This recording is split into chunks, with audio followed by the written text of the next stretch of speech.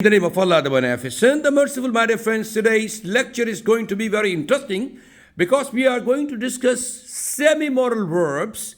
आप जानते हैं कुछ मॉडल वर्ब्स होती हैं और कुछ सेमी मॉडल वर्ब्स होती हैं. मॉडल वर्ब्स कौन से होती हैं? जो इनवेरिएबल होते हैं. क्या होते हैं? Invariable means they don't change, they remain constant, they remain the same all the time. जैसे कैन है, कैन्स नहीं हो सकता, कैनिंग नहीं हो सकता, इसको आप चेंज नहीं कर सकते. शुड है, इसको आप ना शुड तो कर सकते हैं, शुड नॉट, लेकिन शुड्स अगर प्रेजेंट इंडेफिनिट टेंस में हो तो इसको नहीं कर सकते.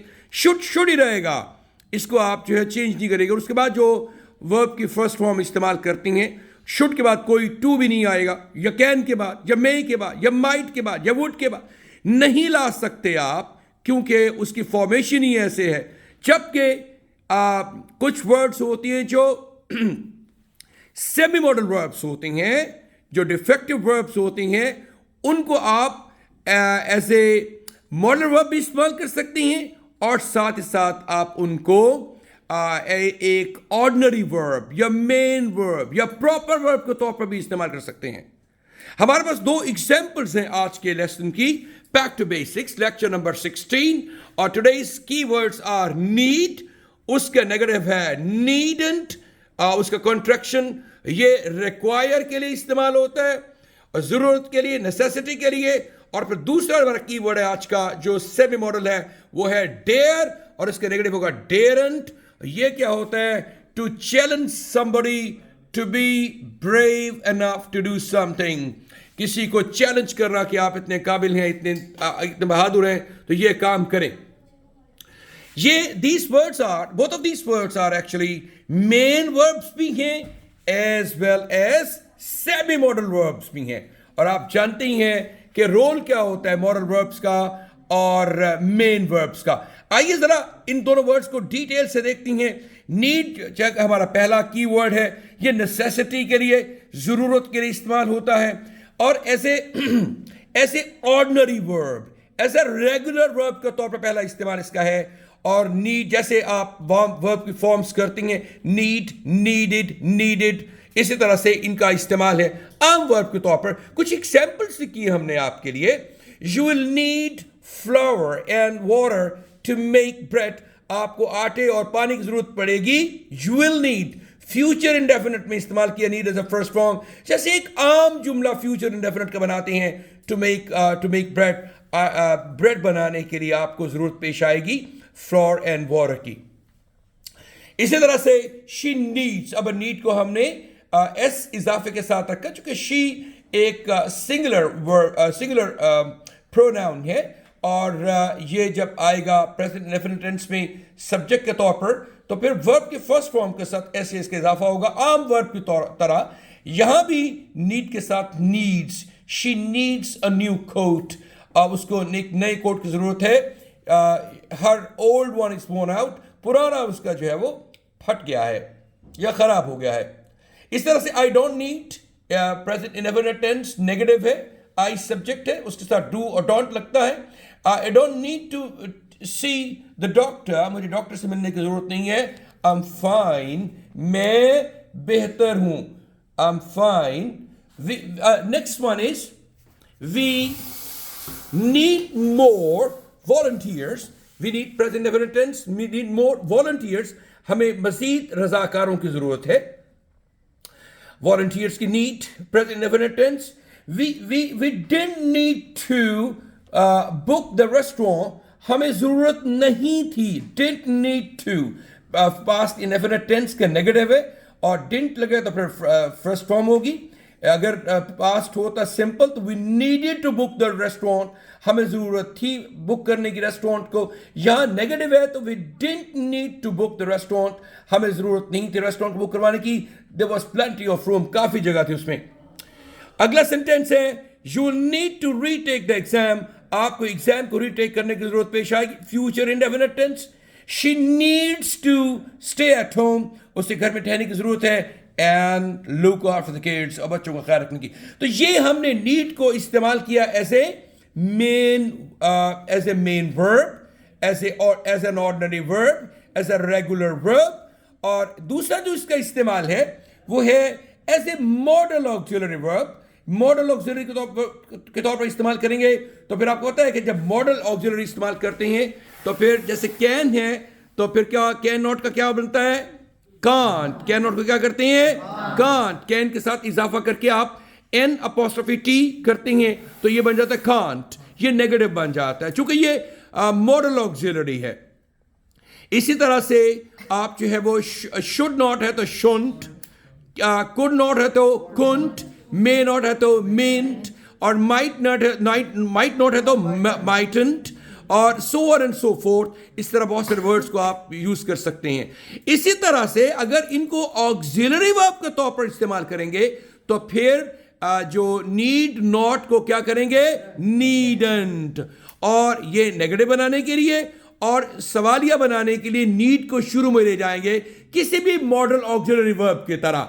इसी तरह ट्रीट करना है आपने इनको। तो हमारे पास ये क्या होगा जी, as a modal auxiliary verb can only be used in the present. ये मेन ऑक्सिलरी वर्ब के तौर पर इसको प्रेजेंट में यूज करेंगे सिर्फ, with often with future meaning, मतलब इसका फ्यूचर में अक्सर होता है। और फिर क्या है, mainly negative and interrogative construction. आप जुमले जो नेगेटिव और इंट्रोगेटिव बनाएंगे उनमें इस्तेमाल कर सकते हैं मेनली आप।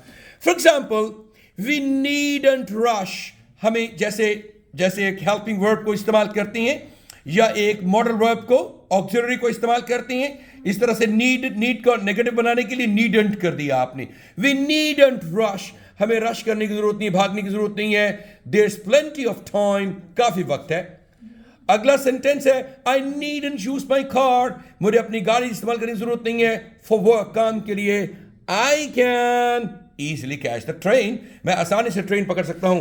Next one is, Emily needn't take the medicine, Emily को मेडिसिन लेने की जरूरत नहीं है anymore, मजीद she's much better now, अब वो काफी बेहतर है। फिर इसे आपने नीड को अगर इस्तेमाल करेंगे शुरू में तो फिर ये सवालिया बन जाएगा किसी भी इंट्रोगेटिव सेंटेंस की तरह। जैसे आप कैन, वुड, शुड को शुरू में इस्तेमाल करते हैं तो सेंटेंस एक इंट्रोगेटिव बन जाता है। इस तरह से नीड को शुरू में, चूंकि एक मॉडल ऑक्सिलरी वर्ब भी है इसलिए इसको इस्तेमाल कर सकते हैं शुरू में सेंटेंस को इंट्रोगेटिव बनाने के लिए। नीड वी रश, क्या हमें भागने की जरूरत है, there is plenty of time, काफी वक्त है। या need company open another branch next year, क्या कंपनी को एक और ब्रांच स्टार्ट करने की जरूरत है, ओपन करने की जरूरत है अगले साल। और उसके बाद नीड नॉट और प्लस परफेक्ट कंस्ट्रक्शन है।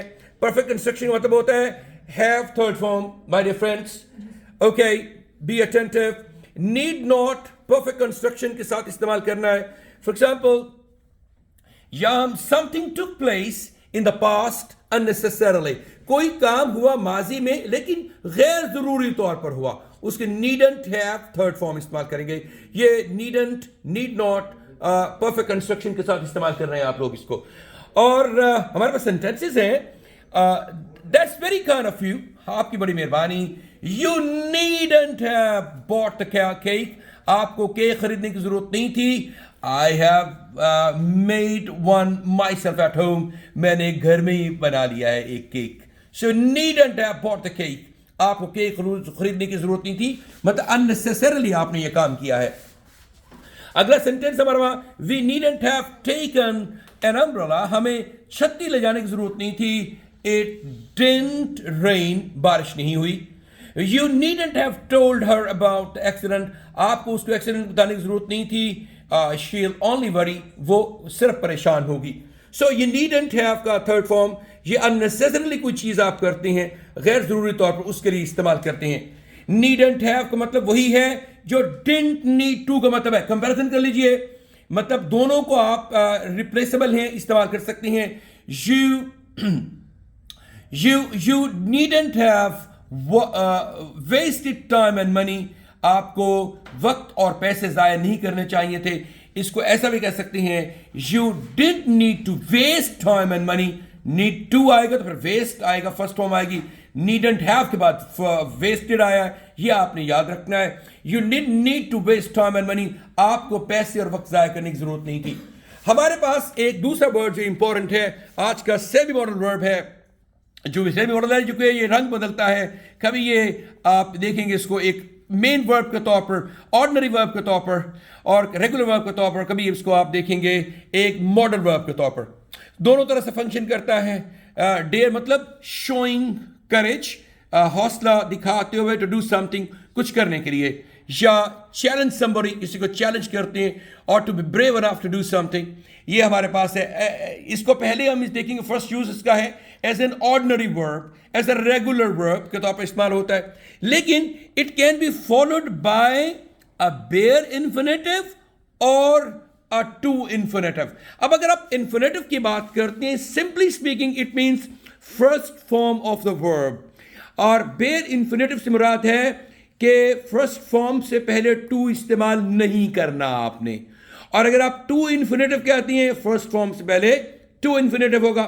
मैं आपको एग्जांपल दूंगा, आप बताएंगे ये बेयर इन्फिनेटिव है कि ये टू इन्फिनेटिव है।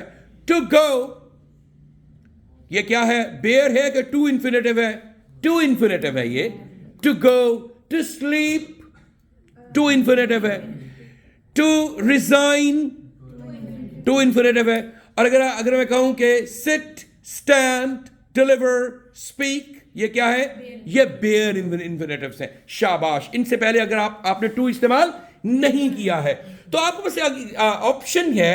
एक ऑर्डिनरी वर्ब के तौर पर जब आप इस्तेमाल करते हैं इसको रेगुलर वर्ब के तौर पर, तो आप चाहें तो टू का इस्तेमाल करें, चाहें तो इस्तेमाल ना करें। मिसाल के तौर पर ऑप्शनल है, do you dare tell him what happened to his bike? Do you dare tell him? ये भी हो सकता है do you dare to tell him, कि आप जरूरत करते हो उसे बताने की। अगर टू इस्तेमाल मतलब अगर आप बोलना चाहें, लिखना चाहें, इट्स फाइन। अगर ना भी लिखना चाहें, it's absolutely fantastic, there is no problem. इस तरह से who dares to argue with you एक आम वर्ब के तौर पर इस्तेमाल कर रहे हैं, लिहाजा आप देखिए पहले do you dare का सेंटेंस बना, फिर who dares, डेयर के बाद es का इस्तेमाल किया। इसीलिए इनको सेमी मॉडल्स कहते हैं, चूंकि इनको आप आम वर्ब के तौर पे भी इस्तेमाल कर रहे हैं और इनके साथ चेंजेस भी हो रहे हैं, और ये इनवेरिएबल नहीं है, इनमें तब्दीलियां मुमकिन है। इसलिए डेयर्स कर दिया, आम वर्ब के तौर पे इस्तेमाल हो रहा है। Who dares to argue with me, किसकी जरूरत है मेरे साथ आर्ग्यू करे। और इस तरह से didn't dare, he didn't dare to look back, उसने पीछे देखने की जरूरत ना की। और फिर नेक्स्ट है no one would have dared, कोई जरूरत ना करता, no one would have dared to think about it, इसके बारे में इसको सोचने के बारे में कोई जरूरत ना करता। और हमारे पास अगला कुछ इस्तेमाल है, एक एक्सप्रेशन है जिसको आप हमेशा विदाउट इन्फिनेटिव इस्तेमाल करते हैं या बेयर इन्फिनेटिव इस्तेमाल करते हैं। मतलब फर्स्ट फॉर्म पहले टू नहीं आता हर किसी में। हाँ, मतलब डोंट यू डेयर एक एक्सप्रेशन है, don't you dare interrupt me, जुर्रत ना करना मुझे इंटरप्ट करने की। डोंट यू डेयर या नहीं लगा सकते, don't you dare to interrupt me, ये हमेशा आप जो है वो टू के बाद फर्स्ट फॉर्म नहीं आती, बल्कि ये बेयर इन्फिनेटिव इस्तेमाल होता है यहाँ, just first form without to. और हमारे पास एक और इस्तेमाल है ऐसे, जो सेकंड उसका यूज है डेयर का, आफ्टर द फर्स्ट वन, जो प्रॉपर वर्ब की बात की हमने एज ए प्रॉपर वर्ब। दूसरा as a modal verb with bare infinitive. अच्छा, मॉडल वर्ब के तौर पर जब इस्तेमाल करेंगे तो वहां फिर टू बिल्कुल भी नहीं आएगा डेयर के बाद, वो सिर्फ डेयर ही इस्तेमाल होगा। और used in negative and interrogative sentences, जो मंफी और सवालिया जुमलों में इस्तेमाल होता है। हमारे पास कुछ एग्जांपल्स हैं, आई डेरेंट थिंक, जैसे नीडेंट था, अब ये इसे डेरेंट कर दिया, चूंकि ऐसे मॉडल ऑक्सिलरी वर्ब इस्तेमाल हो रहा है, तो इसको आप चेंज कर सकते हैं, नेगेटिव भी बना सकते हैं इसका और इंट्रोगेटिव भी बना सकते हैं। इसे डेरेंट करेंगे तो नेगेटिव हो जाएगा, डेयर शुरू में लगाएंगे तो सेंटेंस क्वेश्चन हो जाएगा या इंट्रोगेटिव सेंटेंस हो जाएगा। I daren't think how many dead bodies were there, मैं जरूरत नहीं करता सोचने की कि वहां कितनी डेड बॉडीज थी। या हाउ डेयर शी क्रिटिसाइज मी, उसकी इतनी जरूरत कि मुझे क्रिटिसाइज करे, हाउ डेयर शी। हाँ, डेयर के बाद आप कोई टू इस्तेमाल नहीं करेंगे, just first form of the verb इस्तेमाल करेंगे जहां आपको जरूरत पड़ेगी। और हाउ डेयर यू, तुम्हारी इतनी ज़रूरत यहाँ अकेला भी इस्तेमाल हो सकता है। और हाउ डेयर यू सजेस्ट, तुमने ये सजेस्ट करने की जरूरत कैसे की, शी वॉज लेजी, कि वो बहुत ही सुस्त रफ्तार थी। So these are important words. आज हमने 2 इंपॉर्टेंट वर्ड्स को मुताला किया है, उनका स्टडी किया है, अंडरस्टैंड करने की कोशिश की है, जिनमें है नीड और डेयर। नीड को एज ए प्रॉपर वर्ब हमने पढ़ा, और फिर नीड को as a modal auxiliary verb पढ़ा, फिर उसके बाद हमने डेयर को एज ए प्रॉपर वर्ब पढ़ा, और फिर डेयर को हमने मॉडल ऑक्सिलरी वर्ब के तौर पर पढ़ा। छोटे छोटे कुछ इंपॉर्टेंट पॉइंट्स थे, उनको हमने डिस्कस किया। And I hope this is important lecture जो हमने आज पढ़ा है डेयर और नीड के बारे में, जो कि सेमी मॉडल वर्ब्स हैं। I hope you understood what I have taught you. क्यों समझ आई है जी आपको? Thank you very much indeed. God bless you all. Take care of yourself and bye bye.